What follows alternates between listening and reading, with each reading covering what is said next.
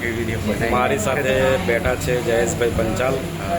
જયેશભાઈ પંચાલ એટલે મારી રાશિના અને ખૂબ સક્રિય એવા મહાન વ્યક્તિ છે. સવારથી લઈ અને દોડ કરે છે. લોકોના કામ પતાવવાનો વહેલી તકે પ્રયત્ન કરે છે, પણ લોકો પછી એમને નક્કી કરેલા પૈસા આપતા નથી. વારંવાર ફોન કરાવે છે, વાયદા વચનો કરાવે છે અને એમના ભોળાપણનો બિલકુલ ફાયદો ઉઠાવે છે. જયેશભાઈ, આવું લોકો તમારી સાથે કેમ કરે છે? કઈડીએ ના ને આપણે એટલે વસીએ ના ને વસવું પડે, કઈડીએ ના પણ વસવું પડે. એકચ્યુઅલ એમનો કહેવાનો મતલબ એવું કે તમારો જે સ્વભાવ છે સરળ સ્વભાવ છે, બરાબર ને? એ સરળ સ્વભાવનો લાભ ઉઠાવે છે. એટલે તમારી સાથે મસ્કા માલિશ મીઠું બોલીને કામ કરાવી લેવું અને પછી ઓદળા રડવા, બરાબર છે? અને પછી એમાં ભૂલો કાઢવી, બરાબર છે? ભૂલ તો નથી જ થતી, પણ લોકોને પછી આપણે પેલું બચતા નહીં ને, બચકું ભરે ના પણ કૂતરું ભસે ને તોય ચાલે.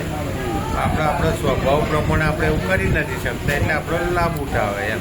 એકલા સિક્કાની બે બાજુ છે જયેશભાઈ. તમારા એક સરળ અને સારા સ્વભાવના કારણે તમારી પાસે કામો આવે છે, એટલા માટે જ કે તમે કોઈને કોઈ ટોકતા નથી, બોલતા નથી. અને બીજી સિક્કાની બીજી બાજુ એવું છે કે કામો બી કરાવી લેવા છે અને પૈસા બી નથી હાલવા.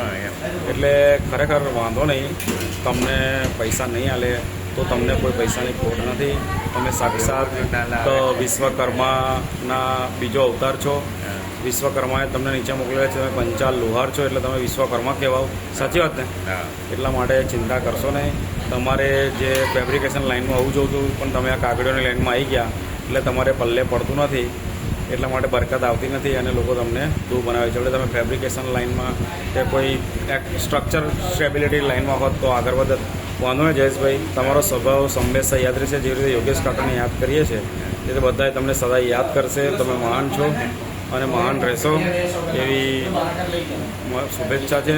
અને તમારું નામ તરસાલી નગરમાં જે વિજયનગરમાં રહો છો તો વિજયનગર જેવા વિજય ભવા થશો. ઓકે.